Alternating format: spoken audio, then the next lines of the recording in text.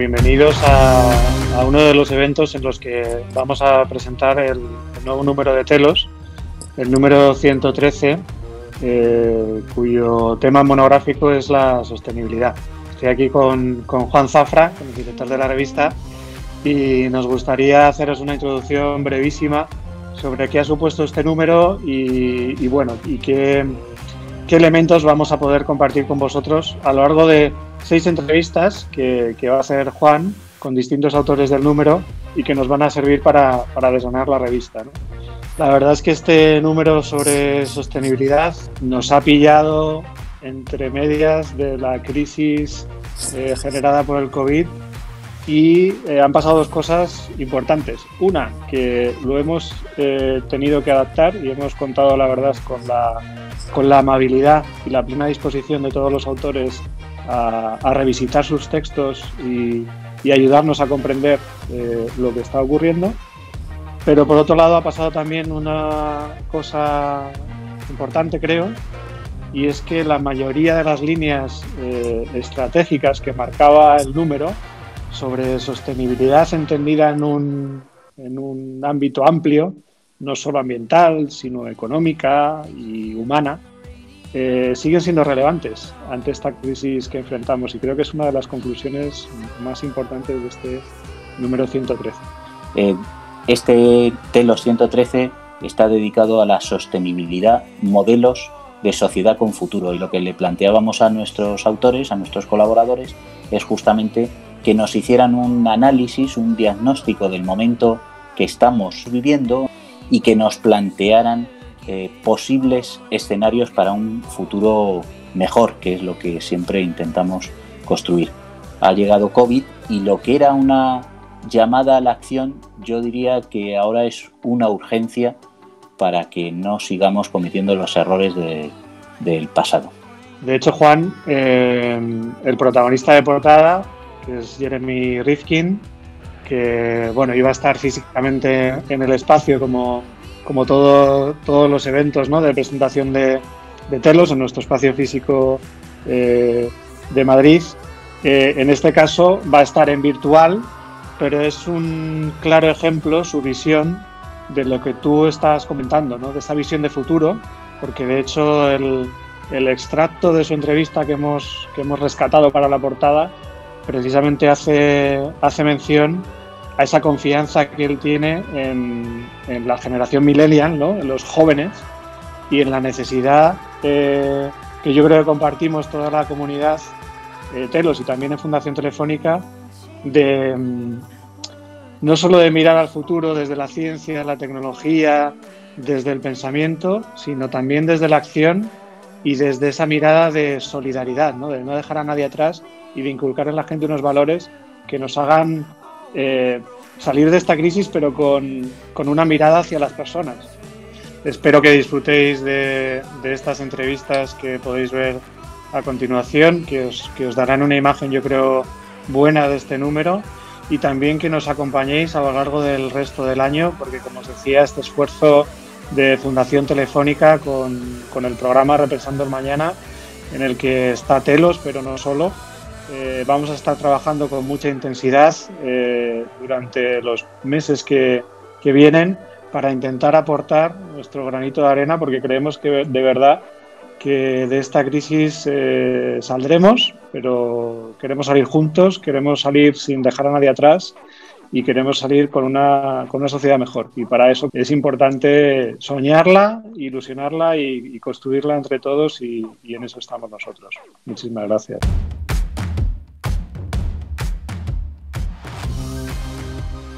El número 113 de la revista Telos lo dedicamos a sostenibilidad, modelos de sociedad con futuro. Y lo que perseguíamos era el análisis y las propuestas para el mantenimiento de los equilibrios con el medio ambiente, de los humanos entre sí, los equilibrios en la información también.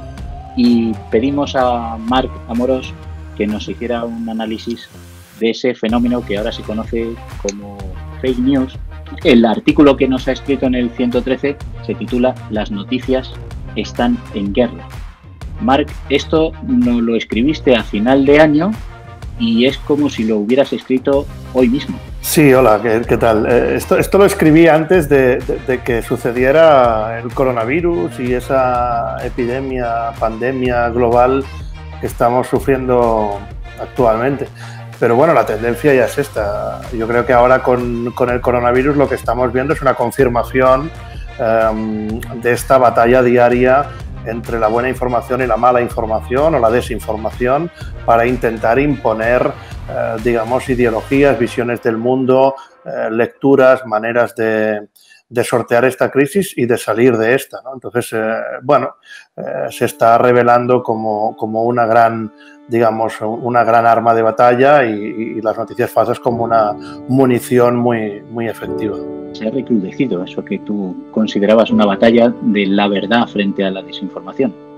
Sí, se recrudece básicamente porque estamos en un tema que es el coronavirus, que tiene como algunas características que la hacen muy especial, ¿no? Primero, que es un tema global, es un tema que genera gran conversación social y gran preocupación, por lo tanto todo el mundo quiere saber acerca de este tema. Bueno, entonces cuando el foco informativo está puesto solo o centrado solo en un tema, pues claro, nos damos más cuenta de la información buena o confiable o verídica de la información, digamos, no contrastada, engañosa o deliberadamente falsa, ¿no? Y como prolifera la circulación de información y solo tenemos el foco metido en ese tema, pues claro, nos sentimos más vulnerables y más víctimas porque nos llega mucha más información sobre un mismo tema. Cuando no hay un solo tema que centralice, digamos, toda la conversación social, bueno, pues la desinformación libra algunas batallas en 5 grandes temas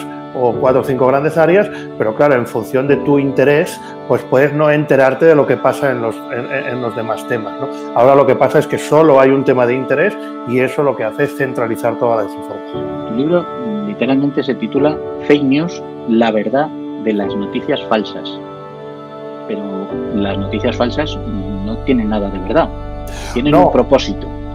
Sí, eso sí. A mí una vez me preguntaron qué hay de verdad y qué hay de falso en las noticias falsas, ¿no? Entonces, yo expliqué que lo que hay de verdad en las noticias falsas es que existen. Que hay gente que todavía cree que las noticias falsas son tonterías o son bromas o es algo inofensivo, ¿no? Lo que tienen de falso las noticias falsas es todo lo que cuentan, ¿no?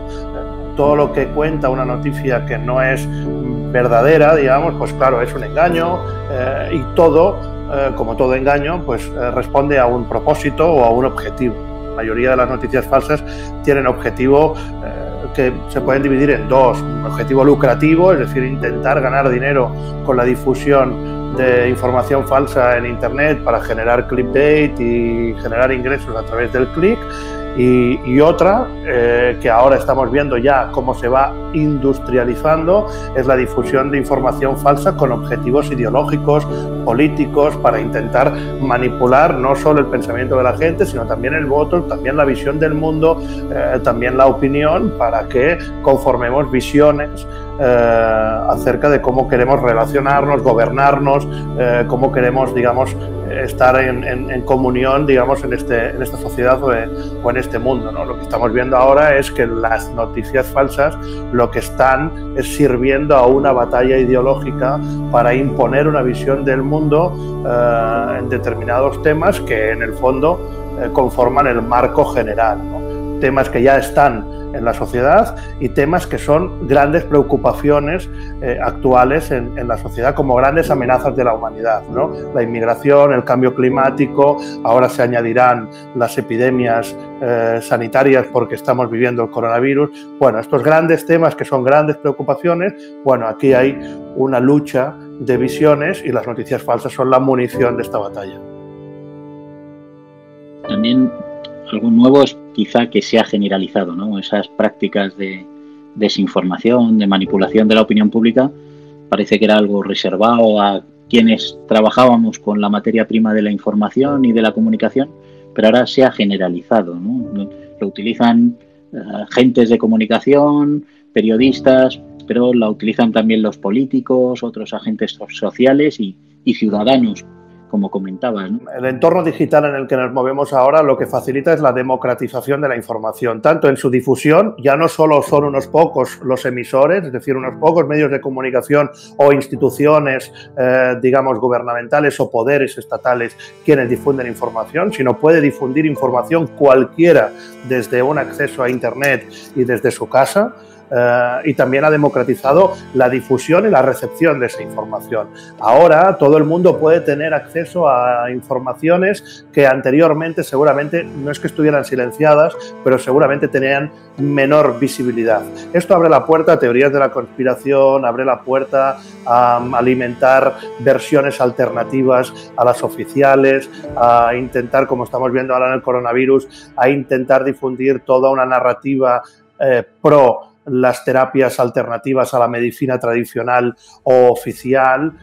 Nos vienen a decir que hay terapias alternativas basadas en ciertas sustancias o en ciertos remedios que son mejores para luchar contra el coronavirus que la medicina, digamos, tradicional u oficial. Bueno, cuidado porque, claro, estamos abriendo la puerta a la difusión de todo tipo de información. Y no solo abrimos esa puerta, sino que le estamos confiriendo la misma validez a la información que da un estamento oficial o un medio de comunicación confiable, le estamos dando la misma validez a la información que distribuye un desconocido en un tweet o que alguien dice en un blog o que alguien cuelga un vídeo en YouTube y lo cuenta, o alguien que es un influencer que hace un vídeo para sus seguidores diciéndoles que lo que tienen que hacer es determinada cuestión. Estamos confiriendo la misma validez a los dos tipos de información y eso es lo que hace peligrosa la información falsa, porque antes podía existir, pero la sociedad le confería mayor validez a la información oficial o a la información de los medios de comunicación periodísticos. Ahora no, ahora todo el mundo va a buscar aquella información que en el fondo acaba confirmando o aquello que ella piensa o aquello que quiere pensar, y eso lo que hace es equilibra la balanza de la validez de la información. Y eso es peligroso, porque al final no vamos a buscar información para informarnos, sino que vamos a buscar información para darnos la razón, es decir, para confirmar aquello que ya pensamos o aquello que queremos pensar. Y nos pensamos que como pensamos así, esto es lo cierto. Al final vamos buscando información simplemente para validar nuestra opinión. Y eso es peligroso, porque entonces validamos información falsa al mismo nivel que la información, digamos, periodística. ¿De qué manera las máquinas, el uso de robots, de inteligencia artificial incluso, favorece estas prácticas de desinformación? Bueno, la inteligencia artificial nos dará muchos progresos, seguramente como sociedad. Tenemos que ver a qué nivel actuarán en el futuro. Pero ahora mismo sabemos que hay inteligencia artificial capaz de generar información falsa y también sabemos que hay inteligencia artificial capaz de detectar noticias falsas o de detectar ciertos parámetros que puedan dar pie a determinar que esa es una información falsa. ¿Qué ocurre? Que ahora mismo la inteligencia artificial se está utilizando muchísimo para la generación de información falsa o, sobre todo, lo que se llaman los bots de Internet, ¿no?